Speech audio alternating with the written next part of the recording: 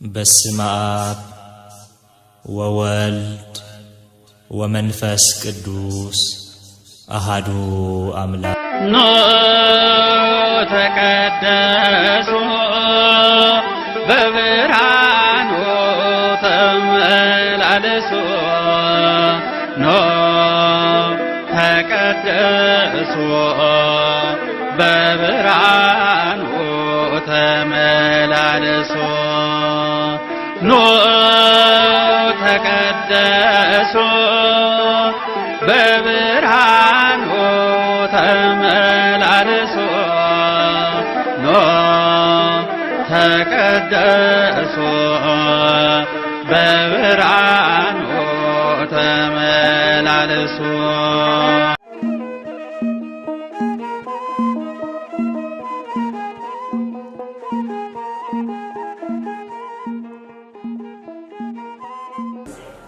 በስመ አብ ወወልድ ወመንፈስ ቅዱስ አሐዱ አምላክ አሜን። ጊዜ ሰዓት ንሐልዩ ናብ ቅዱስ ስፍራ መቃል ቅዱስ ዕላማ ክጋባ ቅዱስ ፈቃዱ ስለዝኾነልና ፈጣሪና እና ቅዱሳን የባህሪ ምስጋና ይብፅሐዩ። ካብዚ ብምቕፃል በዚ ሰዓት እዚ ሻባዓይ ዕለት ኮይኑ ብስያሜ ቅዱስ ያሬድ ኣቦ በረኸት የካፍለና ብሻባዓይ ሰንበት ኒቆዲሞስ ብዝበሃል ኣመናዊ ትምህርቲ ክንመሃር ኢና። ንሱ ታሪኹ ወንጌል ዮሐንስ ምዕራፍ 3 ንረኽቦ ኮይኑ ካብ ፍቕዲ 1 ክሳብ 11 ዘሎ ሕያው ቃል እዚ ይመስል። ሓደ ካብ ፈሪሳውያን ኒቆዲሞስ ዝስሙ ሰብኣይ ሓለቓ አይሁድ ነበረ። ንሱ ብለይቲ ናብ ኢየሱስ መፂኡ መምህር ብጀካ እተኣምላኽ ምስኡ ዝኾነ ሰብ ነዚ ንስኻ ትገብሮ ዘለኻ ተኣምራት ክገብሮ ዝኽእል ሓደ እኳ የልዎን እሞ ንስኻ መምህር ኮንካ ካብ ኣምላኽ ከም ዝመፀኻ ንፈልጥ ኢና በሎ።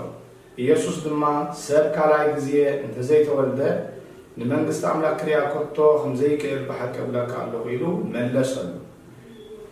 ኒቆዲሞስ ከዓ ሰብ ከም ሰኣልገ ከመይ ኢሉ ክውለድ ይኽእል? መሊሱ ናብ ከርሲ ኣዲኡ ኣትዩስ ክውለድ ዶ ይኽእል እዩ በሎ።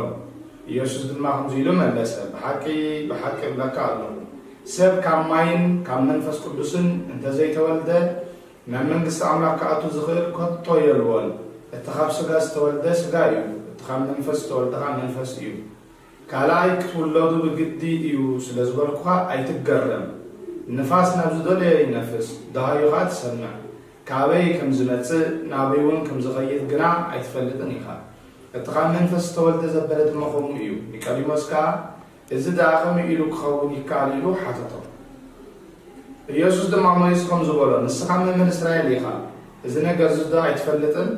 ብሓቂ ብሓቂ እብለካ ኣለኹ እንፈልጦ ንዛረብ ዝረኣናዮ ንምስክር ኣለና፣ ነዚ ምስክርና ግና ኣይትቕበልዎን ኢኹም። ናይ ምድሪ ነገር ነጊረኩም ካብ ዘይተኣምኑስ ናይ ሰማይ ነገር እንተነገርኩኹም ግዳ ከመይ ጌርኩም ከተኣምኑ ኢሉ ጌታ ኢየሱስ ክርስቶስ ብመለኮታዊ ኣዋጅ ዘየዳግም ኣመናዊ ፅሑፍ ኣመናዊ ትእዛዝ ወይ ድማ ኣመናዊ ትምህርቲ ኒቆዲሞስ እግዚኣብሔር ጎይታ ሰራዊት መለኮት ብባህሪ ዘይኮነ ብስጋ ተገሊፁ እነሆ ድማ ንመጀመርያ ትምህርቱ ኣብ ዝመሃረሉ ንኒቆዲሞስ ዝበሃል ትምህርቲ ኣመናዊ ትምህርቲ መሃረ። ስለዚ በዚ መለክዕ ገፅ እዚ ኒቆዲሞስ ናብ ጎይታ ኢየሱስ ክርስቶስ ዝመፀሉ ዕላማ እንታይ ነይሩ? ጎይታ ኢየሱስ ክርስቶስ ንኒቆዲሞስ ተዛረበሉ እነሆ ድማ ኣመናዊ ዘረባኸ እንታይ ድብል ነይሩ ዝብል ዝርዝር ክንሪኦ ብኡ መለክዕ ገፅ እዚ እነሆ ተዳሊና ዘሎ ኣመናዊ ትምህርቲ ንምክፋል ብቅድስቲ ቤተ ክርስቲያን ሓደራ ይብል። በዚ መለክዕ ገፅ እዚ ንሪኦ ሓደ ካብ ፈሪሳዊ ኒቆዲሞስ ሰብኣይ ስሙ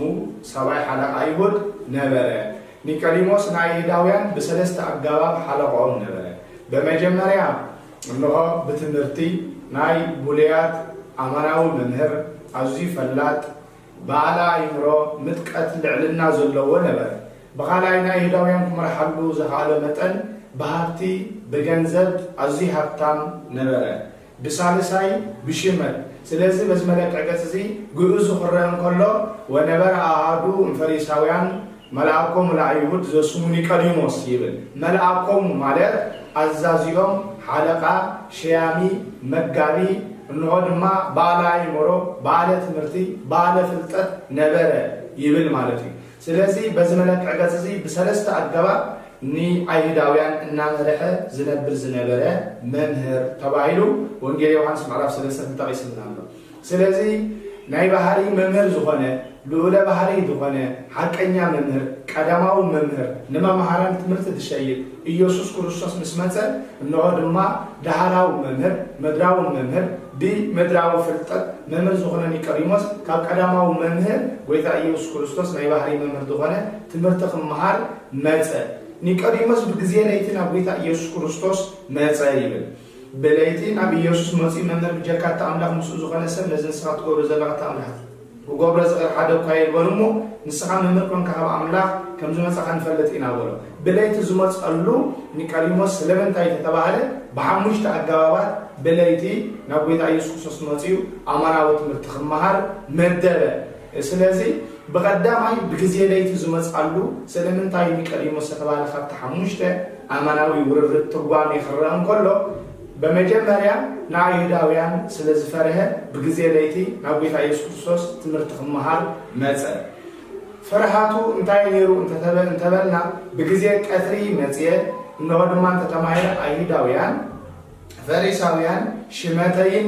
جنزبين كقدفونن كسرقونيهم كواد دنياهم بمباري بخاله أي بجزية قطفريه بجزية ليتي زخدلون أيهوداويان زفرح المنجدي بقولت يسوع كريستوس دعمنا زبرة أيهوداويان حجوسي أمنبارو بقولت يسوع كريستوس سمايا أملاك بركات مسكولاتنا يكون بيسوع كريستوس دعمنا كابيت مقدس مكرا بتبهن أوصيهم ندرج يسقوا سلزنبارو نكريمس كا بعد شمت بعد سلطان بعد هاتي بعد منهرنا سلطنا بره إنه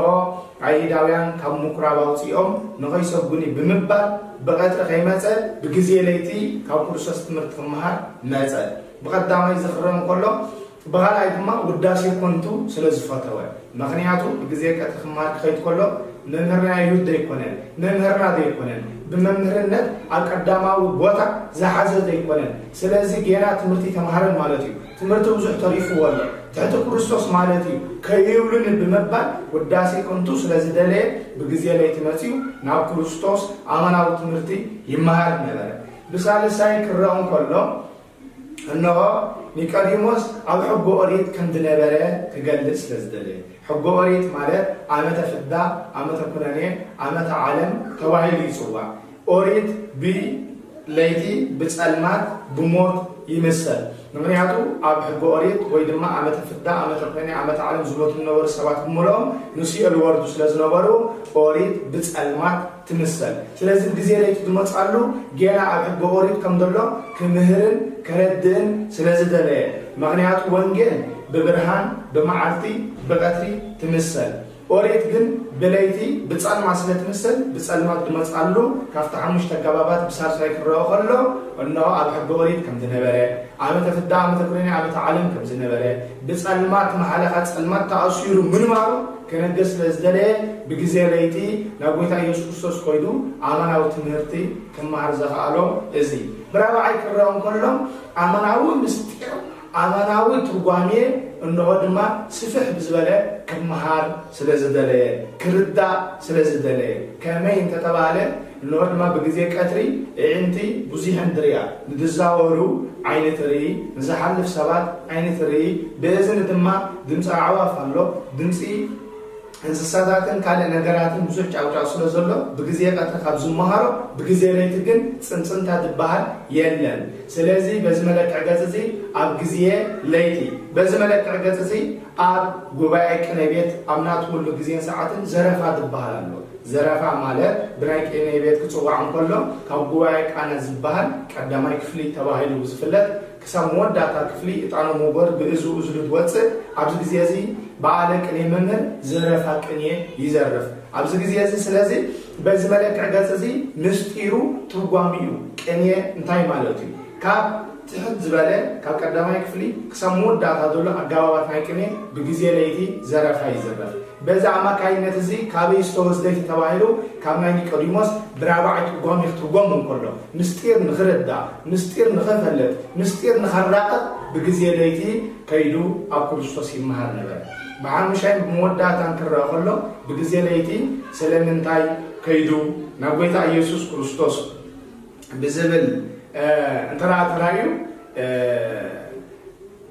ጎይታ ኢየሱስ ክርስቶስ አማናዊ መምህር ምዃኑ ጎይታ ኢየሱስ ክርስቶስ ናይ ባህሪ አምላክ ምዃኑ ጎይታ ኢየሱስ ክርስቶስ ሰማያዊ አምላክ ምዃኑ ጎይታ ኢየሱስ ክርስቶስ ቀዳማዊ ዳሃራዊ አምላክ ምዃኑ ብዘይ ጥራጥር አማናዊ ምስጢር ንኽመሃር ስለዚህ ኸደ በዚህ መለክዕ ገጽ እዚ በሐሙሽ ተጋባባት ኒቆዲሞስ በጊዜ ለይቲ ናብ ጎይታ ኢየሱስ ክርስቶስ ኮይዱ ዝተምሃሮ ትምህርቲ እዚ ይመስል ዝተምሃሮ ትምህርቲ ኸ እንታይ ነይሩ አንተ አይነት ክፍል ትምህርቲ ነይሩ እንታይና ነው ድማ ምስጢረ ጥምቀት ማለት እዩ ምሳሌ ናይዚ ድማሳሰሎ ወይ ንጽጽሩ አነጻጽራ ክረም ኮሎ ለመጀመሪያ ጊዜ እግዚአብሔር ናአቦና ናይ አባዋት አቦ ዝኾነ ቅዱስ አብርሃም ምስጢረ ስላሴ መሃሮ በሰለስቱነቱን በሐድነቱን በምሳሌ ሰለስተ አቤት ሽማግሌ ሆይኑ መምሪ አትባል ኦም ወሪዱ ናአቦና አብርሃም ተገልጸሉ አቦና አብርሃም ናብ እግዚአብሔር ቀሪቡ በሰለስቱነቱን በሐድነቱን እና ጻውዕ ከምዝበለ ነው ጎይታታይ አቅርሜኹም ወይ ነው ድማ ጸጋር ኸይበተ ኾይነ ንባሪያኩም ወሲኹም ይትሕለፉ ነው ድማ ናብ ቤት ይተው ንጋርኩም ደድሕ ጻማይኩም ጻልኩም በለ በሐድነቱ ድማ ጎይታይ ባሪያ አቅርሜኻ ንጎስ ረኺቡ ተኾይኑ ጎሲኻኒ ትሕለፍ ነው ድማ ማይ ደም ጻልካን ግራና በለ በሰለስቱነቱን በሐድነቱን ለመጀመሪያ ጊዜ እግዚአብሔርና አቦና አብርሃም ምስጢረ ስላሴ መሃሮ አቦና አብርሃም ምሳራ ተረፈ ነው ድማ መልወሰ ሐረጅ አዳለዊ ሰለስተ መስፈር ስፈሪ አብ ሓደ ጌርካ አውንጥዕ የበለ አወልድ መንፈስ ቅዱስ ሓደ አምላክ ምዃኖም አብ ሓደ መስፈር ኮይኖም እነሆ ድማ ንመግቢ ንብልዒ ንመስተ ዝተዳለወ በሰለስቱነቱን በሐድነቱን ለመጀመሪያ ጊዜ አቦና ቅዱስ አብርሃም ምስጢረ ስላሴ እግዚአብሔር አማናዊ ትምህርቲ መሃረ በኋላይ ክረው ሆነ ምስጢረ ስጋዌ ንቅዱስ ሐዋርያ ቶማስ ምክንያቱ ሐዋርያት አስተገልጸሎም ጌታ ኢየሱስ ክርስቶስ ቶማስ ስለዘይ ነበረ ከይራኸ ያምንን ብዙወረ ጊዜ ሰዓትን ጌታ ኢየሱስ ክርስቶስ አብጾ ማዕጸ ተገሊጾ እነሆ ቶማስ አማን እንበር ዘያማኒ አይትሁን እዳብኳ ስደት ጎነይ አዳዊ ተሸንከሩ ሁሉ ዳሰስ ወረ በዘመለከ ገጽ ቶማስ ዳሰስ ጎይታዬን አምላኬን በለ ስለዘቃጸው ጎይትነቱ ስለዘዳሰሶ በአምላክነቱ ስለዘቃጸው ጎይታ ኢየሱስ ክርስቶስ ነቢይ ላይ አይኮንም ጎይታ ኢየሱስ ክርስቶስ ምድራዊ አይኮንም ጎይታ ኢየሱስ ክርስቶስ ናይ ባህሪ አምላክ ምዃኑ ብናይ ቅዱስ ሐዋርያ ቶማስ በዘይ ዳግም ንመናፍቃን ሞደሻ ኮይኑ ዘገልግለና ጎይታዬን አምላኬን ስለዝበለ ኢየሱስ ክርስቶስ አምላክ ወልደ አምላክ ምዃኑ ነገረ ስጋዌ ስፍሕ ብዝበለ ንቅዱስ ቶማስ እግዚአብሔር መሃሮ በሳልሳይ ክረኸሎ ምስጢረ ቅዱስ ቁርባን ማለት እዩ በዕለተ ሐሙስ ንቅዱሳን ሐዋርያት እነሆ ድማ አጋቢው ብዙ መሃረሎም ጊዜ ሰዓትን ጽባህ እዚ ስጋይ ዝጉረሲ ንዓለም መድኃኒ ዝኸውን ጽባህ እዚ ንስለ ዓለም ስለ ድሕነት ዓለም ዝፈስስ ዝውሕዝ ደመዩ ስለዚህ እንኩ መብልዑ እንኩ ስተዩ ናይ ዘላለም ህይወት ናይ ዘላለም መድኃኒት ኢሉ ኒ ሐዋርያት በዕለተ ሐሙስ ምስጢረ ቅዱስ ቁርባን እነሆ ድማ ትምህርቲ መሃረ በራባይ ትምህርት ዝመሃረሉ ትንሳኤ ሞታን ማለት እዩ ትንሳኤ ሞታን ንእሕዋት አልዓዛር ማርታን ማርያምን ማለት እዩ አነ ትንሳኤን ህይወትን እትባይ ዘአምን ዘላለም ክነብር እዩ ወላ ኳንቶ ሞተ እነሆ ድማ በህይወት ክነብር እዩ ትንሳኤን ህይወትን አነ እናበለ ንአልዓዛር ረባይ መዓልቲ ገርድ ነበረ እነሆ ድማ ነፍስ ስጋ ዝተፈለየታ ሽታ ሸቲት ብዝነበረ ሬሳ ተባሂሉ ብናይ ሰድ ጽዋዕ ክርስቶስ ሬሳ ኢሉ ዘይኮነ ጸዊዑ አልዓዛር ናጻዕኸ ኣብ መቃብር አልዓዛር ናጻዕኸ መቃብር እናበለ በአማናዊ መለኮታዊ አዋጁ በአማናዊ ስልጣንነቱ በአምላክነቱ በገዛእነቱ በጋሃሪነቱ ንአልዓዛር ከመቃብር ከተንሶ ከለሪና ስለዚህ ምስጢረ ትንሳኤ ሙታን ዝብል እነሆ ድማ ንማርያምን ማርታን ሕዋት አልዓዛር ከመልከሎ በሐምሻይ ሞዳታን ሒዝና ያደለና አለስቲ ንኒቆዲሞስ ምስጢረ ጥምቀት መሃሮ ምስጢረ ጥምቀት የተወልደ እማይ ወመንፈስ ቅዱስ ይክልበው ያ መንግስተ ሰማያት ካማይን ከመንፈስ ቅዱስን ዘይተወልደ መንግስተ ሰማያት ያቱን ይበለ ማይ ተባህል ደሎ በእግዚአብሔር ወልድ ኢየሱስ ክርስቶስ ምሳሌ መንፈስ ቅዱስ ተባህል ደሎ በእግዚአብሔር መንፈስ ቅዱስ መንግስተ ሰማያት ተባህል ደሎ በእግዚአብሔር አብ በተዛዋዋሪ ተቅልል ክረኸሎ ከአብን ወልድን መንፈስ ቅዱስን እንተላይ ተወሊድካ መንግስተ ሰማያት አይታቱን ይኻን በሎ ማለት እዩ ስለዚህ ናይ ምድር ነገር ነጊረኩም ካብ ዘይተአሙስ ናይ ሰማይ ነገር انت نقولكم قدام يجيكم كتأمنوا مالك دماء بمدراوي سجاونتي مدراوي لدتي نجيركم كابدي أمونكم سمايا ولدتي نجيركم كما يتأمنوا مالتي مالك سمايا ولدت مالك كنفتر علم إنه دماء بدي أدخ أو بخ أو أب تولد إنه دماء كنفتر علم دماء بدي أبخ أو أدخ أو بما أملاك ولا يتأملك تولد سلزي نجار سجاوي لدتي مدراوي لدتي نجيركم كابدي أمونكم مالك كنفتر أملاك كابزاوي أب كأملاك زم أملاك كأملاك إنه دماء بحري زم بحري تولد إلكم كما يركم تأمن النبلة ركب دخول المستير نيكاديموس تنقل نيكاديموس جن أزوي تدنقل إنه دماء كم بدنا غزتها عليه ويتهز خميلي يخون بله ويتها يسكرسس بنفاس جرو نسلله نفاس إنه دماء خرسني نبدأ بنفس جن كابي كسبابي يبتصح يملس دبلجن زرزرو أيتفل تونيو سلازت هم منفس دولة لك عخن زيو ناي منفس ركير لداتيو ناي سجاجن جوزفة سجايو سلازت خاب سجاجولة سجايو كم منفس دولة منفس ينابله ركيب مستيرة تنكذب بحال إنه هذا ما نيكاديموس مرتي معارو كدوس نيكاديموس كنوله يقدر نابس عاتزي نيكاديموس مستيرة تنكتر أي تماهير جن أي تصورن بحبه مهار سلزنبره مستيرات مكت بحبه تماهيرو تحابي تصويرو كاونيو تاريخ عقاري مالت اي كونن ناي نيكوديموس بولح بزبله بغزي ليتي بصماويه انه دما مستيرات مكت ابلعل املاك يسوع كريستوس ناي باري املاك موسى استمهرو امون داتا كن هايمانوتو كمزيلو غلصه انه بولد مستير بتناصاصو ملكوتاو نصر كرهون كله لمجمريا غزي ويتا يسوع كريستوس بحمشت عينت غدنا حمشت عداغا يسعبو نبرو انه كابن باخورت كله بزو حزبي يسعبو يلون قال ما تمستوى عجلنالو نسو ترغامين تايمايت تيلنا انه አንጣሚያሉ ህብስት አበርኪቱ ይመግበና አምልዶክሞሉ የበርታና አምና ሐመሉ ይፈውሰና አምኖቶሉ የተንሳና በመባል ሐሙሽ አዳጋ ቀሊል ነገር አይቆንም ይሞጽ ነው ገሊም መልኩዕ ንራይ ምክንያቱ ይሰን ለሃይ ሞጋለ መህያው መዝሙረ ዳዊት ቅዱስ ዳዊት ከገለጽን ከሎ ኖኻ ሁሉ ደቀ ሰባት ውሉድ ሰብ ወይማ መልክዕ ሰብ ዘለዎ ንጎይታ ኢየሱስ ዝመስል ቆይ ነበር እሱ መልኩዕን ወዙ መልኩዕ ነበር ይበለ ቅዱስ ሐዋርያት መልክዕ ኢየሱስ ዝባሃል ሰላም ለእመተከ መስፈርተ መዛረወት እስከ ጽንፈ መስቀል በሃብለ ዘሳይቦ አይሁድ ኢየሱስ ክርስቶስ እምና አይላፍ ውሉድ በለ ውሉድ አይበልን ውሉድ ማለት ወለደ መረጠ ማለት ዝተመርጸ ዝተፈለ ስለዚህ ነበረ መልኩዕ ንኹሩ ይስዕቦ ነበር ስለዚህ ቀንደና አቤት ምስጢራት ወረድ ኮለን ተራተራዩ 38 ዓመት ነው ድማ ዓሚሙ ተደኒሱ ድነበረ አራባይ ሰንበት ብዝራና يوم መለክዕ ገጽ ማለት ፈወሰ ስለዚህ ፈወሰ ግን አበለት ስቅለት እለታ አርቢ ስለዚህ ፈወሰ ካሚሉ ጉንዱዝ ንጽፈው ከሎ ረይና ማለት በጋላይ በዕውር ንስተወልደው እንግዲህ ዮሐንስ ምዕራፍ 9 ፍራ 1 ተረይና بعور توليدو درت عين زبال كو عين ورا لمصمص نبره ግን እግዚአብሔር ተፍጣፈ ተፊዩ በሐመድ ጭቃና ዋሂዱ በግብር ዝባል ካብ ተፈዋስነት ካብ ሐሙሽተ አይነት ግብር ዝባል ፈወሶ ብርሃን አይነኻ ወጻሉ ማለት እዩ ስለዚህ እና ረአየ ሱሊዮን ኮይዶ ተመልሰ ገና ጊዜ ሰቅለቱ አይነበረ ኣብ ጊዜ ሰቅለቱ ደረ ሰቅለቱን ጎይታ ኢየሱስ ክርስቶስ ነፍሱ ካብ ስጉብ ገዛ ስልጣን ዝፈየል ኣብ ዝፈለየላ ጊዜ ስጋው ዝቆብረሉ ሲኢኑ ዳዊት ወብ ዝነበረ ግን انه بعور استولد عين برهان قطته تخللو ما قلت على اساس سغا قدري لكن ايترايم عمشته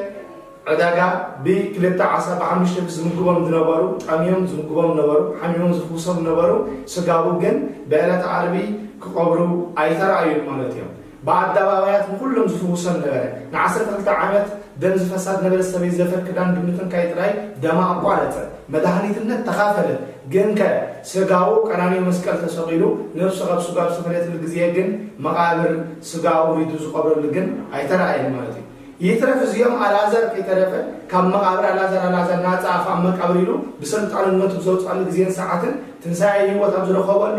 ኣብ ጊዜ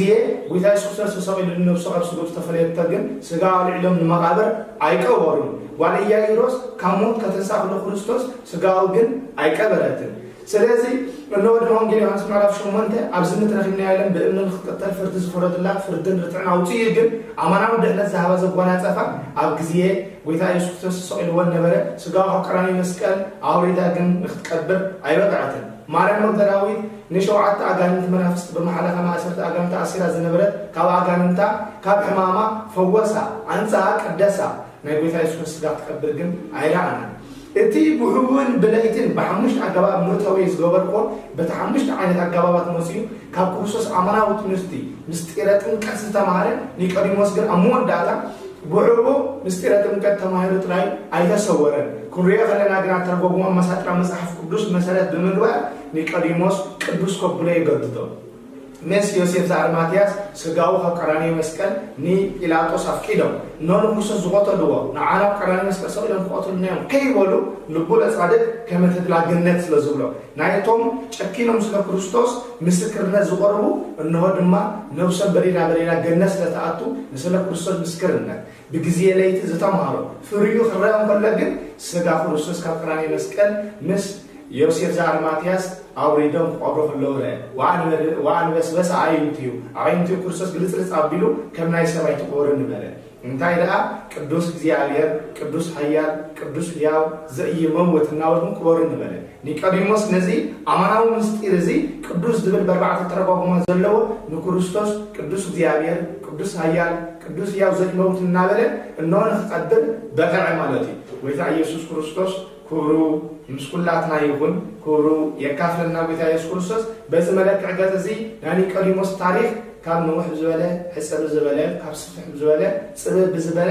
በዚህ መለክዕ ገጽ እዚ ኦርቶዶክሳዊት ተዋህዶ ቤተክርስቲያን አማናዊ ትምህርቲ አማናዊ ስብከት ትመረና ማለት እዩ ካብ ኒቆዲሞስ ንመሃሮ ብዙሕ ትምህርቲ ኣሎ ብዙሕ ተገይርልናይ በደቀ ተባዕትዮ በርባዓ ውልድነት ጥምቀት ተኻፊልናይና በሰማንያ ውልድነት ደቀ ንስቴ ጥምቀት ተኻፊልናይና ስጋ ወልደ እግዚአብሔር ተቀቢልናይና እነሆ ድማ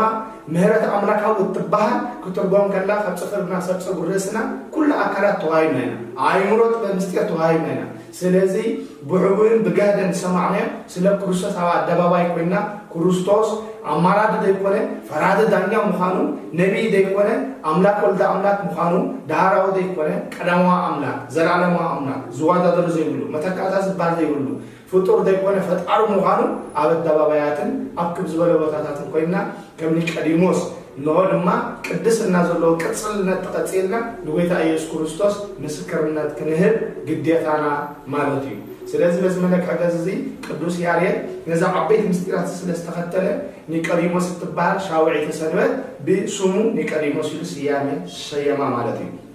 ስለዚህ ናይ ኒቆዲሞስ አቦ በረኸት ያካፍለና ልዕሊ 30 ኪሎ ግራም ዝኣክል ናይ ኢልፋ አይላፋት ገንዘብ ዝተዋሃቦ ነው ድማ አለወ ዝባል ሽቱ ማዓዛ ገይሩ ክርስቶስ ክሳብ ዝቀብእ በቀረ አይናዩ አቢናይ ፈረፈሪቴና ግን በጊዜ ለይቲ አማናዊ ትምህርት ዝመሃሩ ነበረ ምስጢረ ጥምቀት ዝተማሃረ ማለት እዩ ስለዚህ ወስብሐት ለእግዚአብሔር ወለወላዲቱ ድንግል ወለመስቀሉ ክቡር አሜን ኖ ተቀደሱ በብርሃኑ ተመላለሱ ኖ ተቀደሱ በብርሃኑ ተመላለሱ ኖ ተቀደሱ በብርሃኑ ተመላለሱ ኖ ተቀደሱ በብርሃኑ ተመላለሱ